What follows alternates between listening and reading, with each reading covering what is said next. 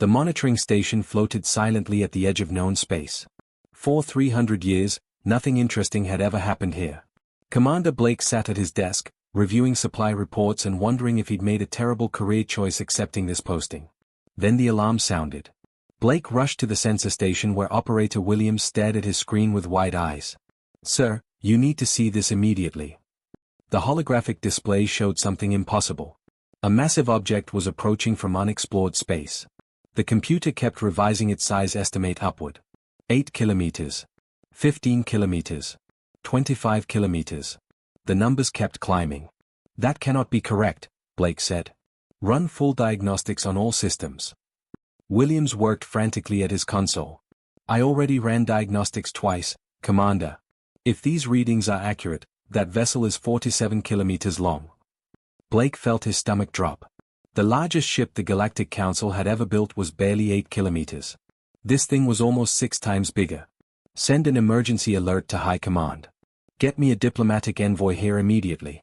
And find out if that thing is armed." Williams highlighted sections of the scan. Blake's blood ran cold. The approaching vessel bristled with weapon systems. Hundreds of them. Maybe thousands. It was the most heavily armed ship anyone had ever seen. Within hours, Ambassador Kira arrived at the station. She was a veteran Athenai diplomat who had handled dozens of first-contact situations. But she had never seen anything like this. She studied the scans carefully, her hands trembling slightly. "What do we know about them?" she asked. "Almost nothing," Blake admitted. "They are broadcasting some kind of signal, but our computers cannot decode it yet. They are definitely heading toward us on purpose. And Ambassador, those are definitely weapons." Kira took a deep breath. Her species had evolved past warfare thousands of years ago. The sight of such obvious military power was deeply disturbing. "We need military expertise. Call General Marcus." General Marcus arrived with a small escort. The old Torellian officer had fought in the last real war the Council had seen, decades ago. He took one look at the tactical display and his face turned dark. "That is a warship," he said bluntly. "The most powerful dreadnought I have ever encountered. Maybe the most powerful ship that has ever existed. Could we stop it if it attacked?" Blake asked quietly. Marcus was silent for a long moment. When he spoke, his voice was grim. "No. Even if we assembled every ship in the Council fleet, we could not stop that thing. Our only option would be to evacuate this station and hope it passes us by." "Unacceptable," Kira said firmly. "The Council does not abandon its people. We will attempt communication. If they wanted to destroy us, we would already be dead. They are broadcasting a signal. That suggests they want to talk." Marcus nodded slowly. "Agreed. I want to see what kind of species builds something like that. And more importantly, I want to know why." 2 days passed in tense waiting while the computers worked to decode the alien signal. Finally, the linguistic algorithms succeeded. The message was simple and repeating endlessly. "This is the United Earth Starship Indomitable. We come in peace, but we are prepared for any outcome. We seek contact with intelligent species. Please respond." Off. Blake frowned at his console. "The database has no record of any world called Earth." "Because they come from beyond our explored space," Kira said, thinking quickly. "They have been traveling for years, maybe decades, searching for us." "Prepared for any outcome," Marcus repeated grimly. "That is military language. It means they will not start a fight, but they will definitely finish one." Kira made her decision. "Transmit our standard greeting. Invite them to dock with the station for diplomatic discussions." Blake's voice rose in pitch. "You want to invite that monster to dock here? What choice do we have?" Kira replied calmly. "If they wanted to attack, we would already be destroyed. They asked permission to approach. That suggests they truly mean peace." The Indomitable slowed as it approached the station. Up close, it was even more terrifying. The hull showed scars and patches from previous battles. Weapon turrets tracked their movements with mechanical precision. Point defense systems covered every surface. But between the armor plating were observation windows and what appeared to be gardens with living plants visible through transparent sections. "It is a warship and a colony vessel combined," Marcus observed with interest. "Very unusual." A small shuttle detached from the massive ship and docked smoothly with the station. The airlock opened. 2 figures stepped through. The first was tall with dark skin and kind eyes. He wore elegant blue and white robes. I am Ambassador Robert, representing the people of Earth. Thank you for welcoming us. The second was a woman in a crisp military uniform. Gray streaked her brown hair and her bearing was rigid and professional. Captain Elena Vasquez, commanding officer of the Indomitable. We appreciate your hospitality. Kira stepped forward, performing the traditional Athenai greeting. I am Ambassador Kira of the Galactic Council. Welcome. We have many questions. Robert smiled warmly. As do we. Shall we begin this conversation? They gathered in the diplomatic suite. Kira studied the humans carefully. They appeared relaxed, but she noticed small details. The captain's hand never moved far from her sidearm. The ambassador constantly checked exits and sight lines. These were people who had learned to always expect danger. Your ship is very impressive, Kira began carefully. We have never seen a vessel of that size or military capability. The Indomitable is humanity's first deep space exploration ship, Robert explained. We built her to survive whatever we might encounter in the unknown. Why assume you would encounter threats? Marcus asked. Most of our explorations have been peaceful. Robert and Elena exchanged a meaningful glance. The captain spoke quietly. Because our history taught us that hope without preparation is worthless. We learned that lesson through bloodshed. Your species is warlike. Kira asked, trying to keep judgment from her voice. Was warlike, Robert corrected gently. Past tense. We have spent the last 2 centuries ensuring we never return to what we once were. Robert stood and walked to the window where the Indomitable dominated the view. Ambassador Kira, General Marcus, Commander Blake, would you like to come aboard our ship? We have something important to show you. Something we show everyone we meet. It explains why we built ships like the Indomitable. It explains why we came searching for you. Kira hesitated. Boarding that vessel meant placing complete trust in these strangers. But something in Robert's expression, a mixture of deep sadness and genuine hope, convinced her. Yes, she said finally. We will come with you. The shuttle ride to the Indomitable felt surreal. As they approached, Kira realized the true scale of the vessel. Docking ports large enough to swallow their entire shuttle. Armor plating meters thick. Weapon turrets that tracked their movements with disturbing precision. Your defense systems are active, Marcus noted with professional interest. Elena nodded. Always. We never allow ourselves to be caught unprepared. They docked in a hangar bay that could have housed a small city. Crews worked efficiently around them, maintaining fighters and transport craft. Everyone wore uniforms and moved with clear purpose. They saluted sharply as the captain passed. Your entire crew is military? Kira asked. No, Robert replied. About 60% are military. The rest are scientists, engineers, families, teachers, and artists. The Indomitable is not just a warship. She is a complete society capable of surviving independently. You brought families and children on a warship into unexplored space. Blake asked in disbelief. Elena's expression softened slightly. We brought hope. If something catastrophic happened to Earth, the Indomitable could survive independently for 200 years. Long enough to find a new home and start over. We did not just build a ship. We built an ark for humanity's survival. They walked through corridors that were surprisingly warm and well-lit. Crew members greeted them with friendly nods. Children ran past, laughing while a teacher chased after them. A couple sat reading together in a quiet alcove. This does not feel like a military vessel, Kira admitted. That is intentional, Robert explained. We learned that soldiers who have something precious to protect fight smarter, not just harder. Everyone aboard has family and friends, a life worth preserving. It keeps us human and reminds us why we fight. They stopped before large doors marked with simple words in the human language. Robert's expression grew somber. What is inside is the truth about humanity. The reason we are here. The reason we built the Indomitable this way. He paused. It is not pleasant. But it is necessary for you to understand us. He opened the doors. The memorial hall was vast and dimly lit, reverent like a temple. But instead of celebrating gods, it documented horrors. The first exhibits showed primitive weapons with labels listing death tolls. Ancient swords and spears. Early guns and explosives. Numbers that seemed impossible. These are your ancient conflicts. Marcus asked quietly. These are just our beginning, Robert said softly. Keep walking. The next section showed 20th century Earth. Photographs of trenches filled with corpses. Poison gas attacks. Concentration camps where millions died. Cities reduced to radioactive ash. The numbers became incomprehensible. 17 million dead in one war. 75 million in another. 6 million murdered in organized genocide. Kira felt physically sick. You killed each other by the millions? By the tens of millions, Elena corrected quietly. And we did not stop there. The timeline continued through more disasters. Nuclear weapons that could end all life.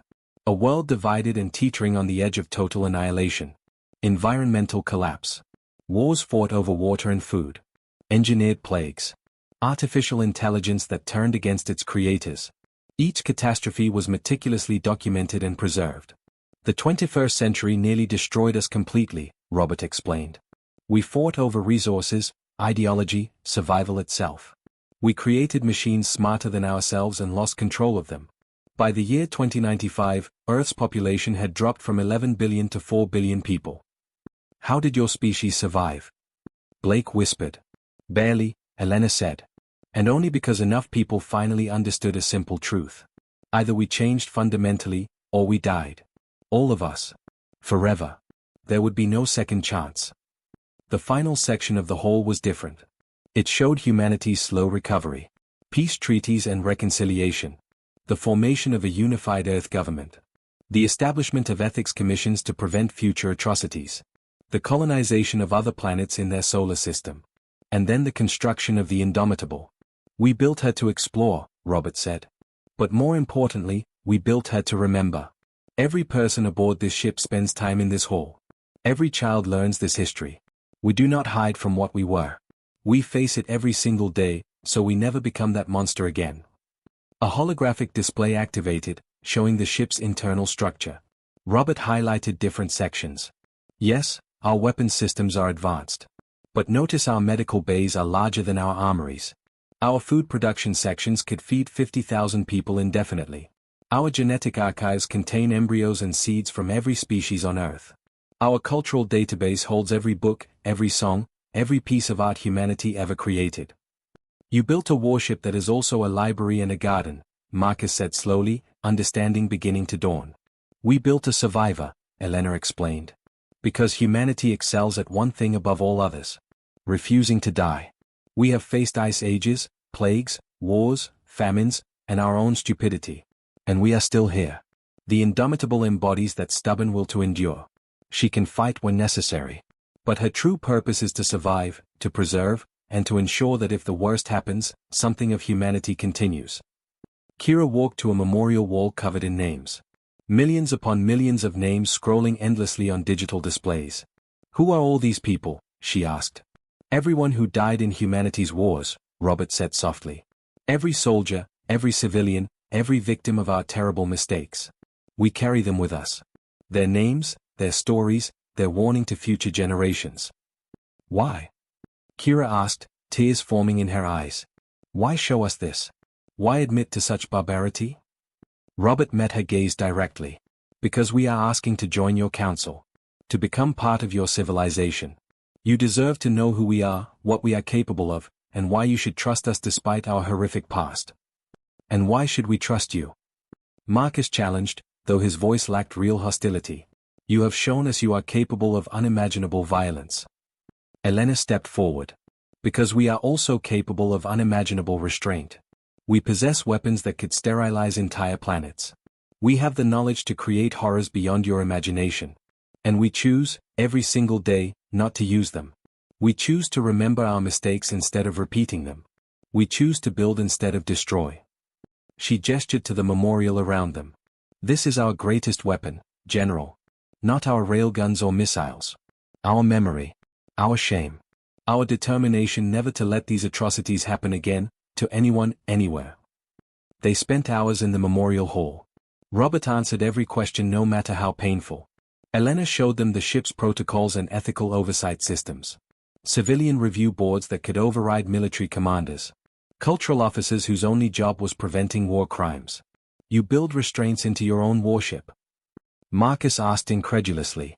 We build conscience into everything we create, Robert said firmly. Because we learned that power without accountability always leads to atrocity. Always. Without exception. As they prepared to return to the station, Kira paused at the exit. Above the door, a simple phrase was carved into the metal in multiple languages.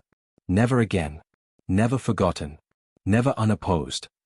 What does that mean? She asked. Robert's expression hardened with determination. Never again will we allow ourselves to become monsters. Never will we forget the cost of our mistakes. And never will we stand by unopposed while others commit these same crimes. If we discover oppression, slavery, or genocide, we will act. Not for conquest, but for protection. Not because we are perfect, but because we understand the terrible consequences of doing nothing. Kira looked at the massive warship around them, finally understanding it completely. The Indomitable was not a weapon of conquest. It was a promise. A vow. A guardian forged from the ashes of humanity's worst impulses. I need to report to the council, she said quietly. This changes everything. As their shuttle departed, Kira looked back at the Indomitable.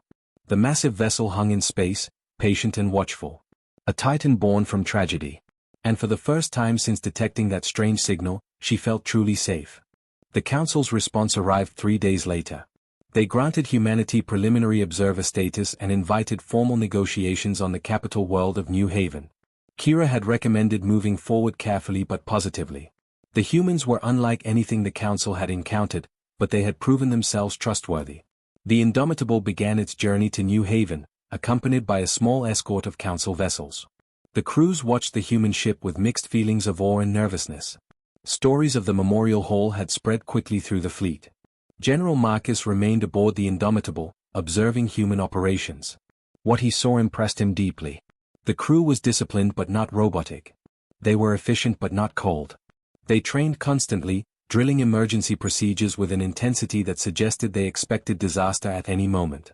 You prepare for worst-case scenarios constantly, Marcus observed during a combat drill. Lieutenant Commander James, the tactical officer, nodded. Every scenario is worst case until it is not. We train so when crisis comes, our bodies know what to do while our minds figure out solutions. The crisis came on the 4th day of their journey. The Indomitable sensors detected multiple energy signatures dropping out of faster-than-light travel. 37 vessels emerged from behind New Haven's moon, moving with predatory precision toward the planet. Battle stations. Elena barked. Full alert.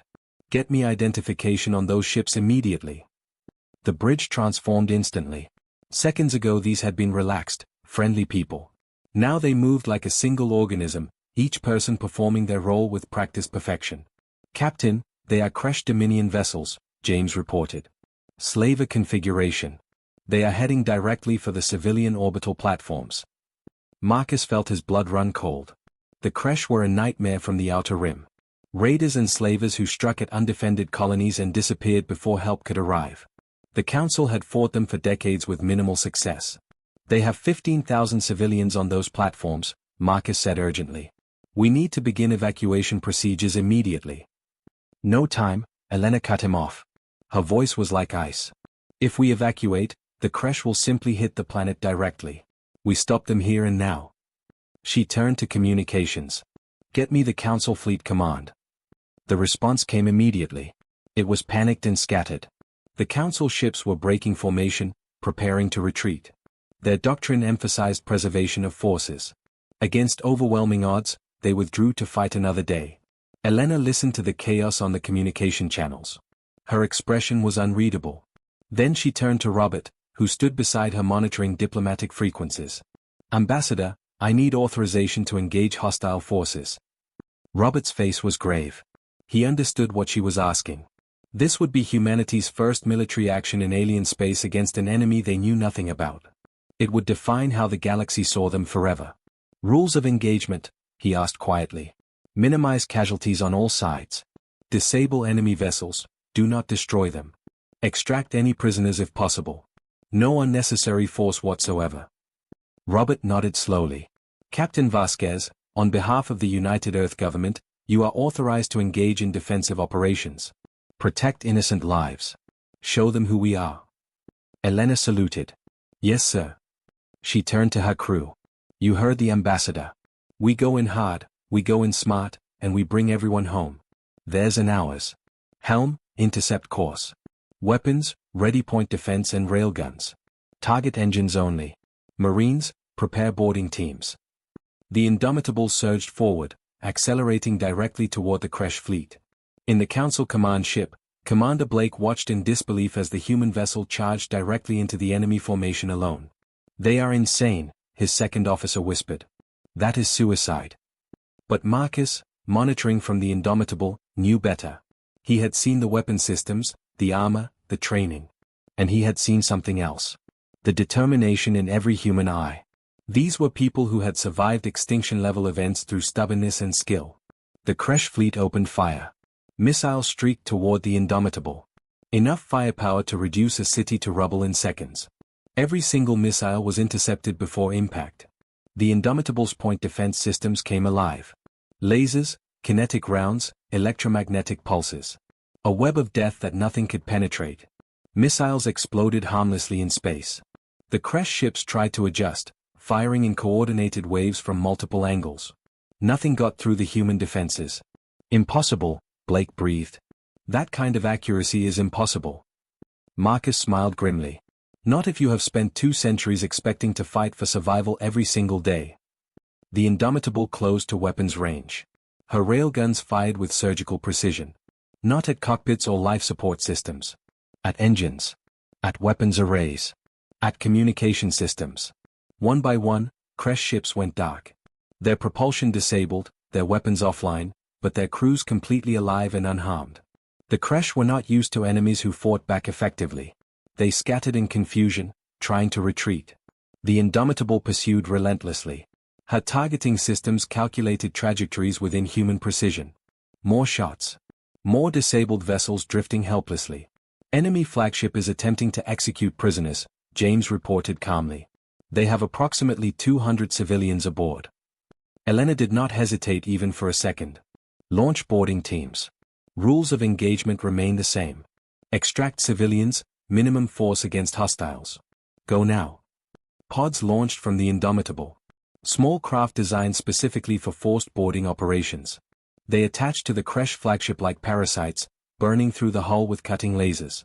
Marcus pulled up a tactical feed showing the boarding operation. Human Marines poured into the Kresh ship, moving with coordinated precision.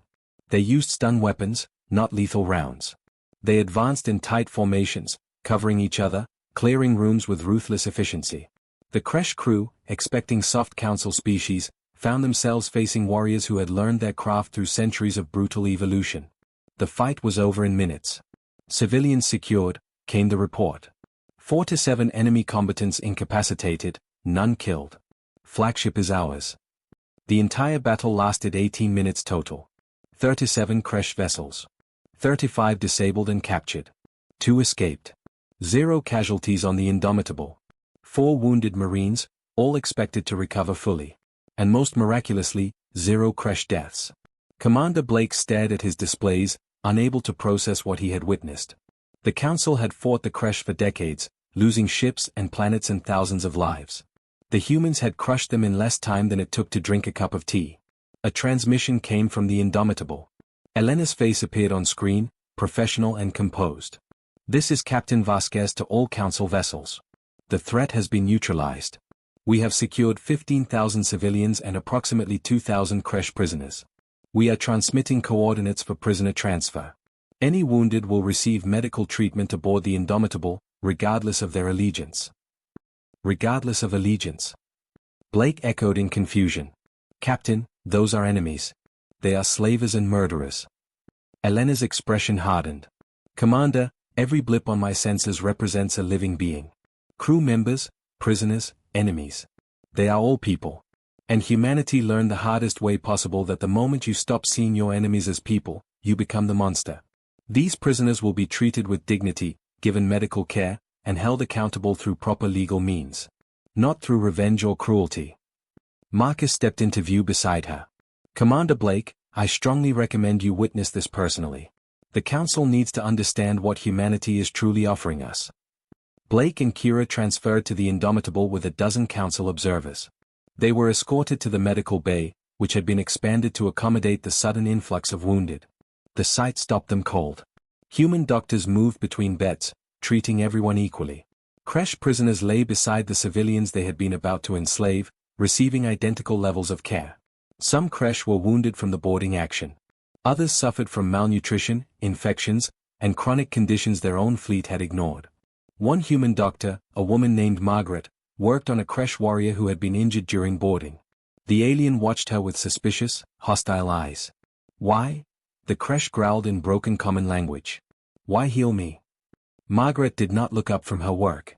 Because you are hurt. That is reason enough. I would have killed you. Enslaved you without mercy. Yes, Margaret agreed calmly while checking diagnostic readouts. And that was wrong. Deeply wrong. But I am not you. We are not you. We do not punish people by withholding medicine or compassion. The creche warrior stared at her. Something like confusion crossed his face. Your people are weak then. Margaret finished her work and met his eyes directly. We destroyed your entire fleet in 18 minutes without losing a single person. We have survived wars, plagues, and disasters that would have ended any other species. And we are still here, still fighting, still helping even those who would hurt us. She paused. If that is weakness, I would hate to see what you consider strength. New Haven was beautiful beyond description. The Council's capital world sparkled beneath its twin suns, a jewel of gleaming cities and preserved natural spaces. Orbital platforms handled commerce from 1,000 worlds. Millions of beings from dozens of species lived and worked in harmony. It was everything humanity had dreamed of building but never quite achieved. The Indomitable took position in orbit alongside the Council's most prestigious vessels. Even among them, she stood out dramatically. Larger, more heavily armed, more advanced. Tourists and locals crowded observation platforms to stare at humanity's first starship. The council chambers were magnificent. A vast amphitheater where representatives from 87 species gathered to decide their civilization's fate. Humanity had been granted the opportunity to address the full council and make their case for membership. It should have been a formality. After the creche incident, public opinion had swung heavily in humanity's favor. But there was opposition. General Marcus led the resistance. I do not question humanity's courage or capability, the Turellian announced, his voice carrying across the chamber. I question their judgment. We have seen their history. We know what they are capable of doing. Today they show restraint, yes. But what about tomorrow? What happens when they face a threat they cannot simply disable? When they must choose between their principles and their survival? Murmurs rippled through the assembly. It was a good question. One many had been thinking but not voicing aloud. The creche were raiders and slavers, poorly organized, Marcus continued. Defeating them was impressive but not unprecedented. What happens when humanity faces a real threat? What happens when mercy becomes suicide? Will they remain noble warriors, or will they revert to the species that killed 75 million of their own in a single conflict? He turned to face the human delegation directly. I respect you. I admire you. But I fear you. And until that fear is addressed properly, I cannot in good conscience vote for your membership. The chamber fell completely silent. Kira, presiding over the session, looked to Robert. Ambassador, you have the floor to respond. Robert stood, walking slowly to the center of the chamber. He carried a data crystal containing humanity's formal application. But instead of presenting it, he set it aside carefully. General Marcus is absolutely right to fear us, Robert began. His voice was quiet, but it carried to every corner. We should be feared. Any species that nearly drove itself to extinction through sheer violence and stupidity deserves to be feared. He looked around the chamber, meeting eyes, connecting with individuals across species. We came here with our warship because we are honest about what we are. We could have built a sleek diplomatic vessel, hidden our weapons, pretended to be something we are not. But that would be a lie. And humanity learned painfully that lies always come back to haunt you. He activated a holographic display. Earth appeared, blue and green and beautiful. Then the image changed, showing the scarred world of the 21st century. Dead oceans. Poisoned skies. Cities in ruins and wastelands. This is Earth as it was 250 years ago. We did this to ourselves. No alien invasion, no cosmic disaster. Just us, making terrible choices, compounding mistakes, refusing to change until we had absolutely no choice left. The images cycled through humanity's darkest moments. Wars, genocides, environmental collapse, technological disasters. The council members watched in horrified silence. We show you this not to shock you, but to explain ourselves, Robert continued. Every species here evolved to overcome challenges. But humanity's greatest challenge was always ourselves. We are persistence hunters, territorial, tribal, creative, and stubborn beyond all reason. In our ancient past, those traits let us survive ice ages and predators. In our modern age, those same traits nearly killed us all. He paused, letting the weight of history settle over the chamber. But we survived. And do you know why? He changed the display. Now it showed images of humans working together. Scientists from different nations collaborating. Soldiers from former enemy states building hospitals side by side. Children of different cultures playing together. We survived because some of us, enough of us, chose to be better. We looked at the brink of extinction and said absolutely not. We looked at our capacity for violence and chose restraint. We looked at our tribal instincts and chose inclusivity. It was not easy. It took generations of hard work. But we did it. Robert walked slowly around the chamber, addressing different sections with deliberate care. The general asked what happens when we face a real threat. When mercy becomes suicide. I will tell you exactly what happens. We face it the way we face everything. Together, thoughtfully, with every option considered and every life valued above all else. He stopped directly in front of Marcus. You think the Kresh were easy? They were not. Our tactical analysts estimate we had a 6 to 7% chance of losing at least one ship if we had engaged in traditional combat. We won because we fought smart, not hard. We won because we spent decades developing weapons systems that could disable instead of destroy. We won because our entire military doctrine is built around one single question. How do we protect life while taking minimum life? And if you face an enemy that cannot be disabled? Marcus challenged firmly. An enemy that forces you to choose between genocide and defeat.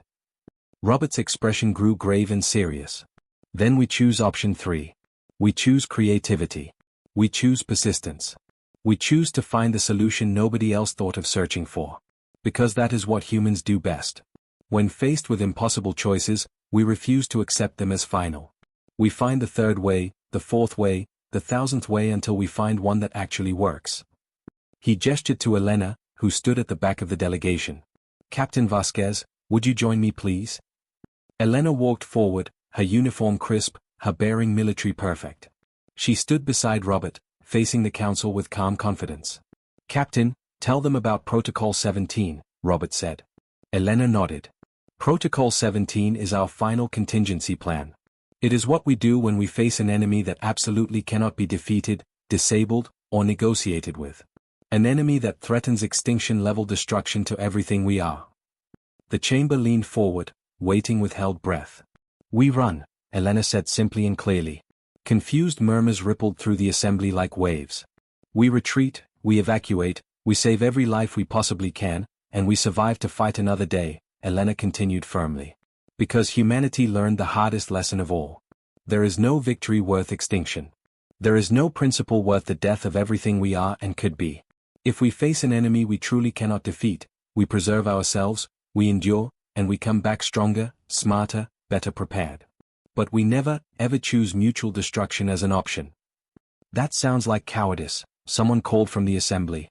No, Elena said firmly, her voice cutting through the chamber. That is wisdom earned through suffering. Cowardice is running from a fight you can win. Wisdom is surviving a fight you cannot. We spent 2 centuries learning the difference between the two. Robert activated another display showing the Indomitable's internal structure in detail. Let me show you something else about our ship. Something we have not widely discussed. He highlighted a section of the vessel. These are our weapons magazines. Notice something? They are smaller than you would expect for a ship this massive size. Know why? Because 70% of the space our designers could have used for ammunition is instead used for this. The display shifted, showing vast chambers filled with genetic material, cultural archives, manufacturing equipment, and terraforming supplies. The Indomitable carries the complete seeds of humanity's rebirth. If Earth were destroyed tomorrow, this single ship could establish a new colony, preserve our entire culture, continue our species indefinitely. We built a warship that is also a life raft for civilization. He looked around the chamber with intensity. We do not plan to conquer anything. We plan to survive everything. Those are not the same thing at all. Marcus stood again, his expression thoughtful. Ambassador, with respect, every expanding empire in history claimed peaceful intentions at the start. How do we know you are different? Because we have been the Empire, Robert said quietly. In our history, we had empires. Roman, British, Mongol, dozens of others. We know exactly what that path looks like. We know where it leads. And we chose differently. He pulled out another data crystal, holding it up for all to see clearly. This contains humanity's complete historical records. Every war, every atrocity, every mistake we ever made. We are offering it to the Council's archives. Not edited, not sanitized. The full truth. Because we believe that transparency is the only real foundation of trust. He set the crystal on the podium with reverence. Judge us by our past, yes. But also judge us by what we did with that past. We could have hidden it, denied it, pretended to be something we are not. Instead, we face it. We teach it to every generation. We remember it. And we use it to be better every single day. Kira stood, her role as moderator allowing her to speak. I have walked through humanity's memorial hall myself. I have seen their records, their shame, their determination. And I have watched them in action against the Kresh. They had every opportunity to slaughter their enemies completely. They chose mercy instead. She looked at Marcus directly. General, you said you fear them. I understand completely. But I fear us without them more. The Council has grown comfortable and passive.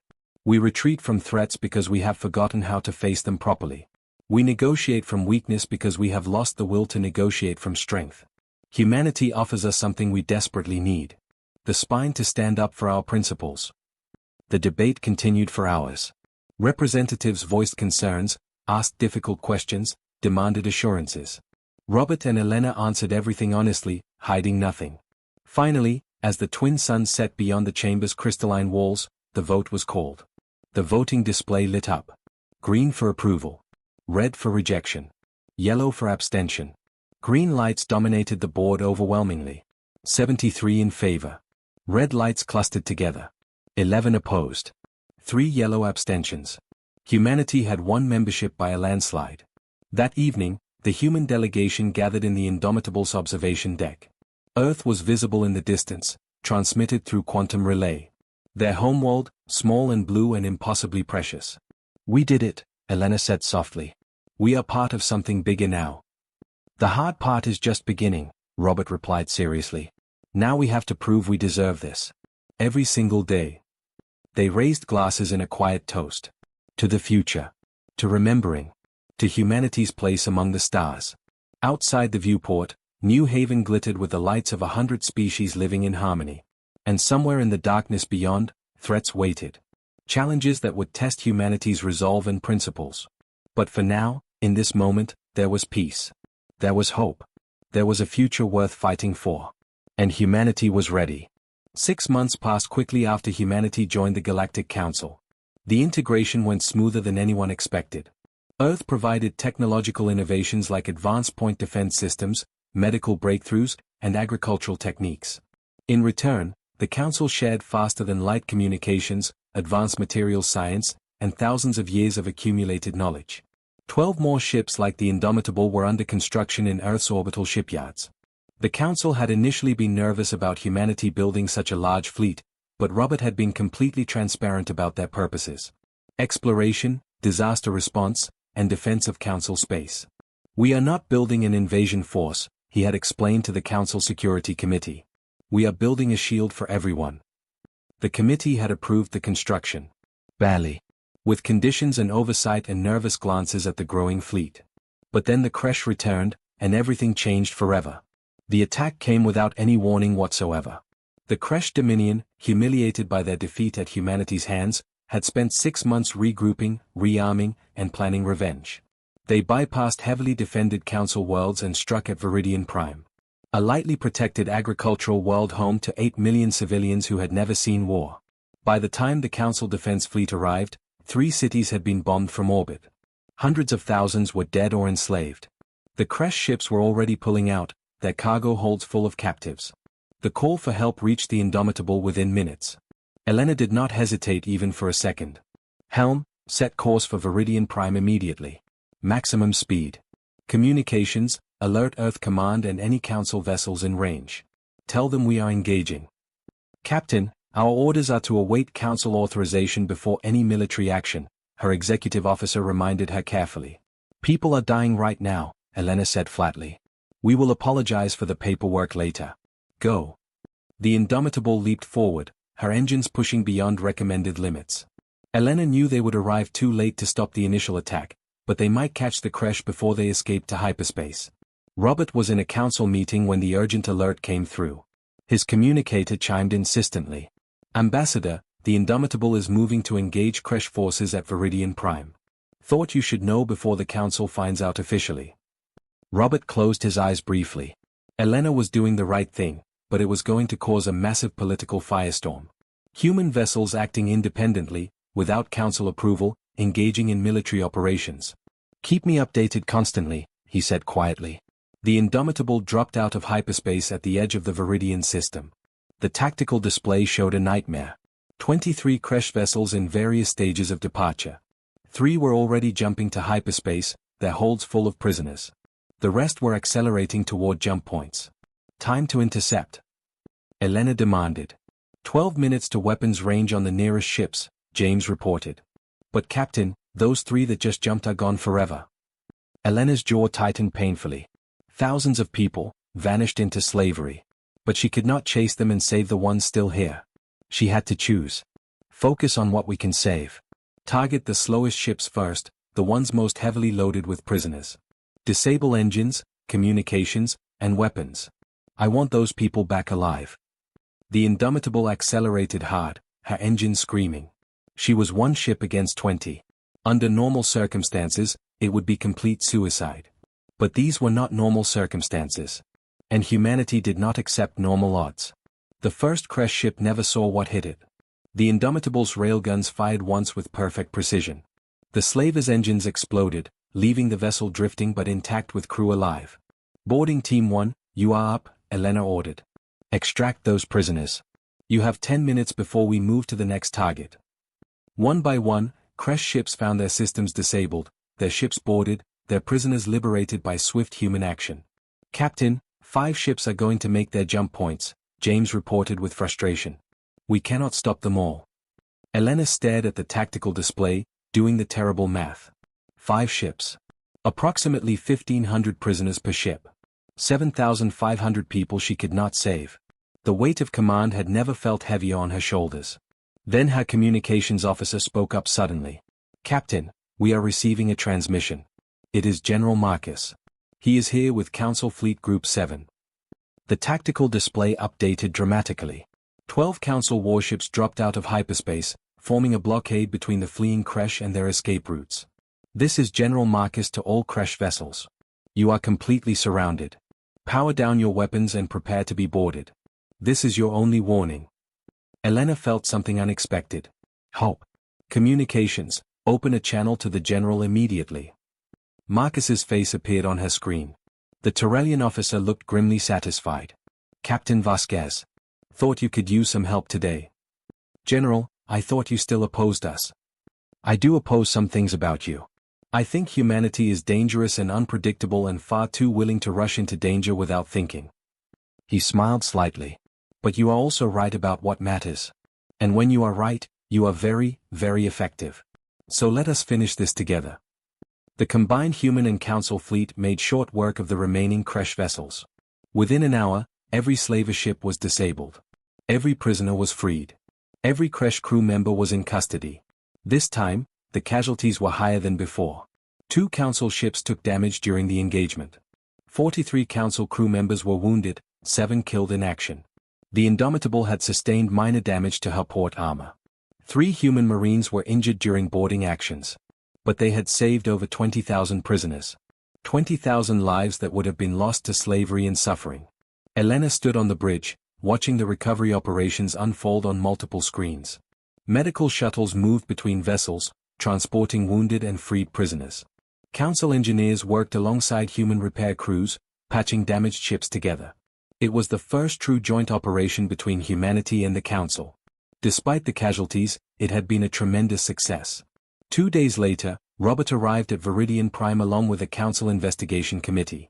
They came to assess the damage, coordinate relief efforts, and most importantly, determine whether humanity had overstepped its authority. The committee was led by Councillor Thomas, an Athenai administrator known for his strict interpretation of council law. He was not friendly or welcoming. Ambassador Robert, Captain Vasquez, Thomas began formally. You are both aware that the Indomitable entered combat operations without council authorization. Human forces engaged in military action within council space without permission.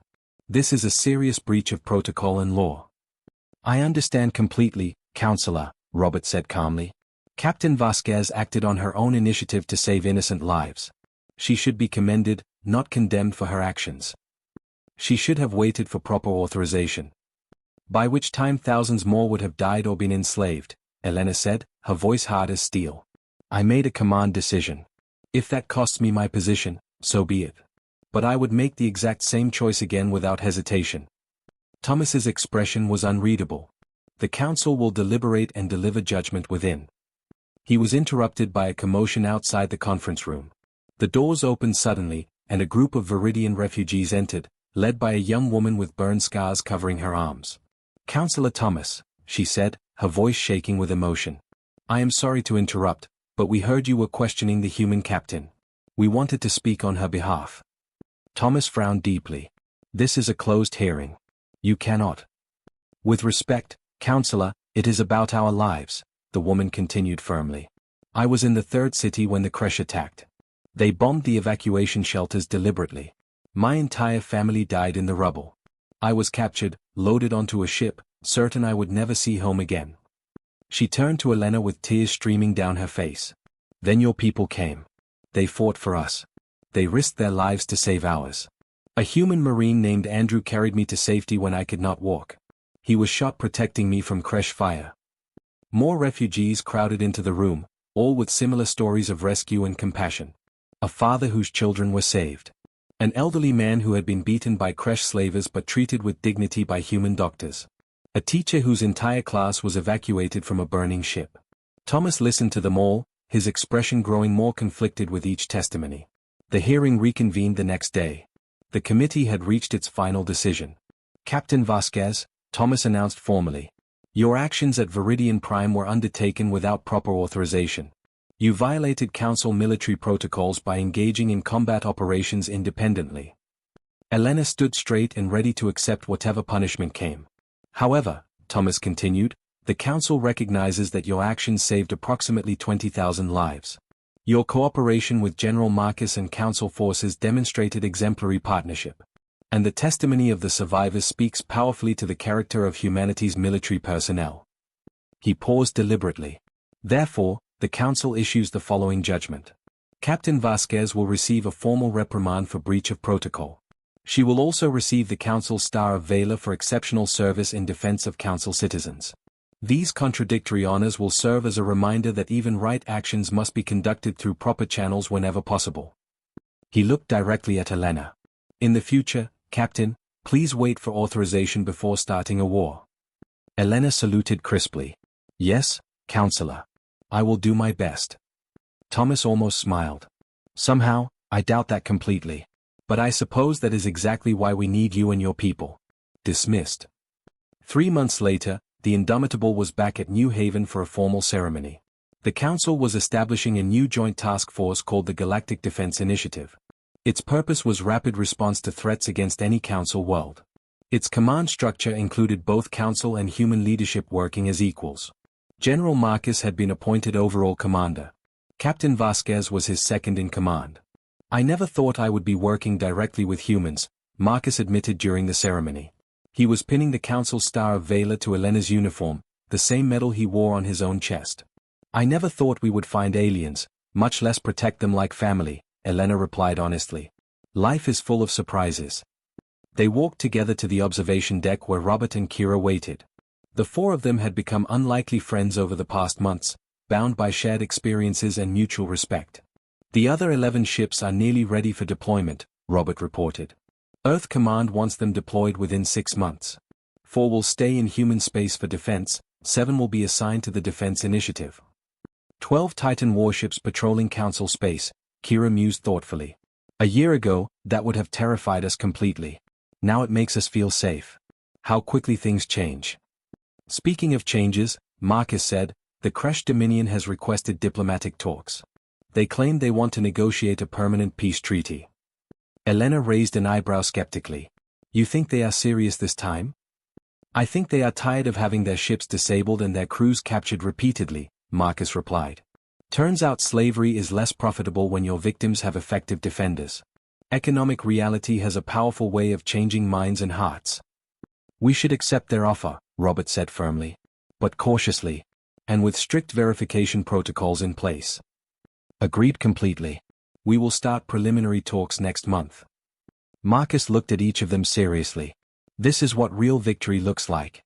Not destroyed enemies, but enemies who choose to stop fighting. Not conquered territory, but protected people. Not glory and medals, but safety and peace.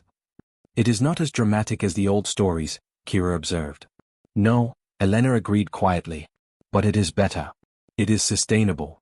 It is real. And it is worth everything." 4 years later, Kira stood in the Indomitables Memorial Hall. It had become a place of pilgrimage for all council species. Schools brought children to learn humanity's history. Military officers studied the exhibits carefully. Diplomats examined the peace treaties that ended each of humanity's terrible wars. The hall had expanded significantly. New sections documented humanity's time in the council. The first contact moment. The battle at Viridian Prime. The peace treaty with the Kresh. The formation of the Defense Initiative. A new memorial wall had been added, listing every life lost in council service. Human names alongside Turelian, Athenai, Kresh, and dozens of other species. All equal. All remembered. All honored. Robert joined her, older now with more gray in his hair. He had been humanity's ambassador for 4 years, and the job was visibly aging him. "Do you ever regret it?" Kira asked quietly. "Opening yourselves up like this? Showing us your worst moments? You could have hidden all this shame." "Every day," Robert admitted honestly. "It is hard having your shame on display for the entire galaxy to judge. But it is necessary. The moment we hide our past is the moment we risk repeating it." He gestured to the newest exhibit showing the Defense Initiative's interventions. 15 major operations. 43 minor ones. An estimated 200,000 lives saved through rapid response and coordinated action between species. "This is what we bought with our honesty," Robert said softly. "Trust. Partnership. The chance to be part of something bigger than ourselves. It was worth every moment of discomfort." 6 years after first contact, Elena Vasquez retired from active military service. She had been promoted to admiral, commanded the largest defense fleet in council history, and trained an entire generation of officers, both human and alien, in humanity's unique approach to warfare. Her retirement ceremony was held on Earth at the Memorial for Humanity's Wars. Representatives from 40 council species attended. General Marcus, now Councillor Marcus after his appointment to the Security Council, gave the keynote address. "Admiral Vasquez represents the very best of humanity," he said. "Not because she never made mistakes. Not because she always followed rules perfectly. But because she understood what mattered most. Lives. Every blip on the sensors, as she used to say constantly. Every ship, every crew, every person. They all mattered to her equally." He looked directly at Elena with deep respect. "You taught us that strength is not about dominance. It is about restraint. You showed us that warriors can be protectors, that weapons can be tools of peace, that the most powerful force in the universe is someone who chooses mercy when vengeance would be easier." Elena stood, accepting her discharge papers and the council's highest civilian honor. "I am just a soldier," she said simply. "I did my job. I protected people. That is all." But everyone in attendance knew it was so much more than that. She had helped reshape the galaxy's understanding of what military service could mean. She had shown that humanity's violent past did not define their future. She had proven that redemption was truly possible. 10 years after first contact, Ambassador Robert stood before the full council assembly. He was presenting humanity's proposal for the Preservation Initiative. A massive undertaking to document and protect the cultures, histories, and knowledge of all council species.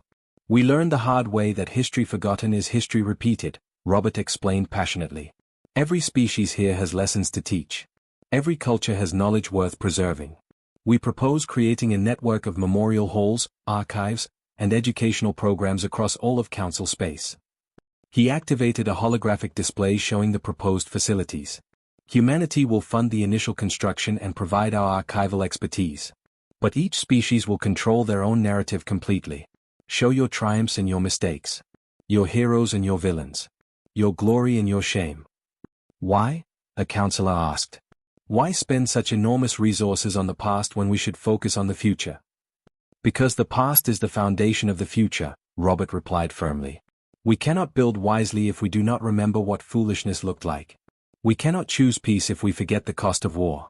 We cannot be better if we do not acknowledge what worse looked like. The vote was unanimous. The Preservation Initiative passed with full funding and enthusiastic support from every single member species. 15 years after first contact, the Indomitable was retired from active service. She had been replaced by newer, more advanced vessels. Ships that combined human military technology with Council scientific innovations. But rather than scrapping her, the Council voted unanimously to preserve her as a living museum. The Indomitable found her final berth in orbit around New Haven, a monument to humanity's journey and the Council's evolution. Her memorial hall remained intact and expanded.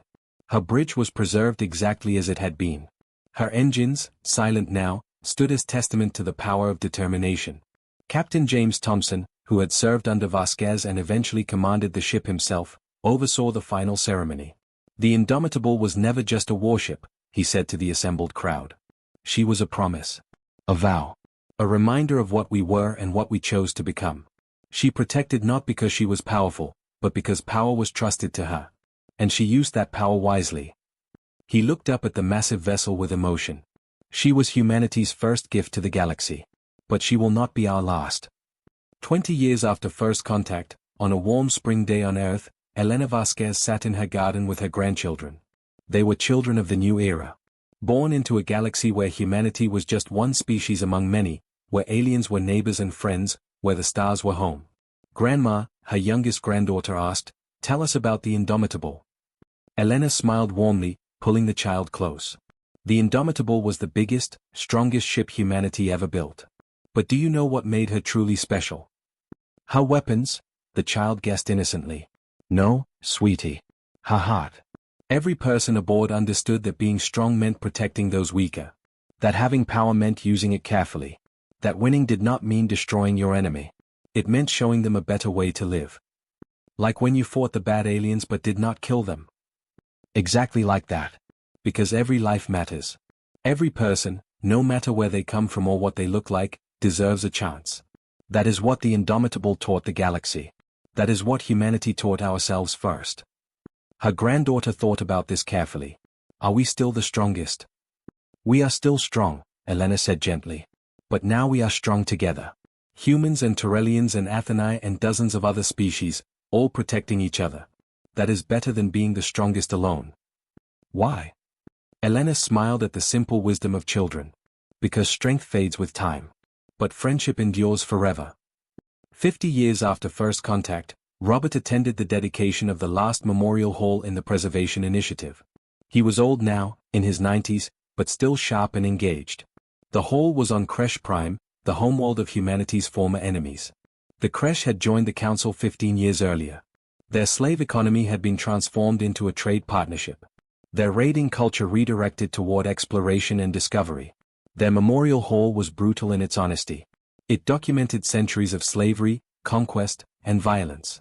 But it also showed their transformation, the moment they chose to change, the new path they had forged. The Kresh Chancellor, a young female named Kessa who had been born after the last raid, approached Robert respectfully. "Ambassador, we wanted to thank you. For showing us it was possible." "Showing you what was possible?" "To be better than our ancestors. To remember our shame without being paralyzed by it.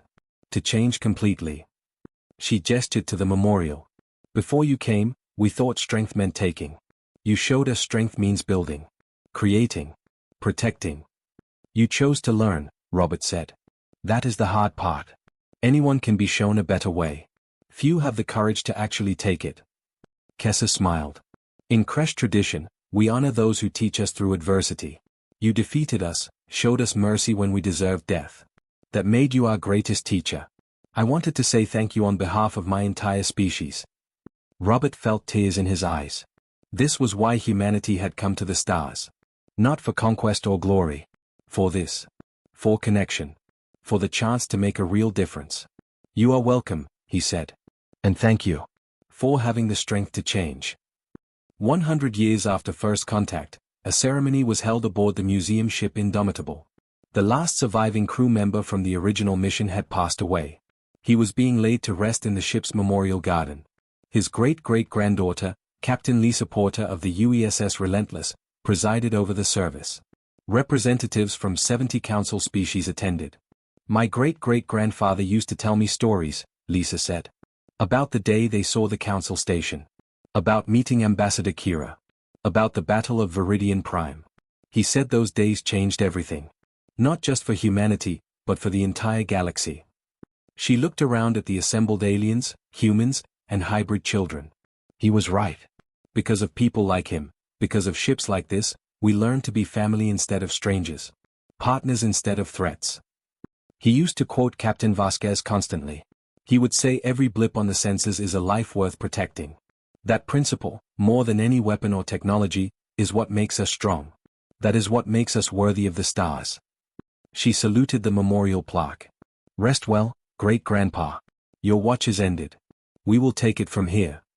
The ceremony ended. People departed, returning to their lives across 100 worlds. The Indomitable drifted silently in her eternal orbit, a monument to courage and redemption. Inside the memorial hall, a new exhibit showed the current state of council space. Over 200 member species living in unprecedented peace. And in the center, a simple plaque. Never again. Never forgotten. Never unopposed. Below it, an addendum in dozens of languages.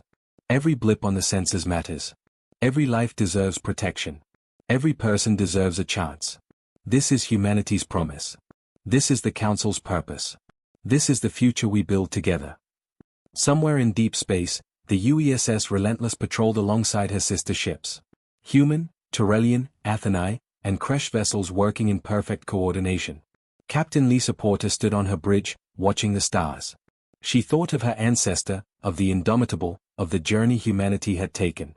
Captain, we are receiving a distress signal, her communications officer reported. Unknown species, first contact situation. They are under attack by pirates. Lisa did not hesitate. Set intercept course. All ships, battle stations. Weapons warm, safeties on. We engage to disable, not destroy. Standard protocols. The Relentless surged forward, racing toward another species that needed help. Another opportunity to prove that strength could be gentle, that power could protect. Behind her, the stars wheeled in their eternal dance. Before her, people waited to be saved. And in between, humanity and its allies stood guard. Indomitable in purpose. Relentless in compassion. Eternal in their commitment to a simple truth. Every blip on the senses was a life worth fighting for. Every single one.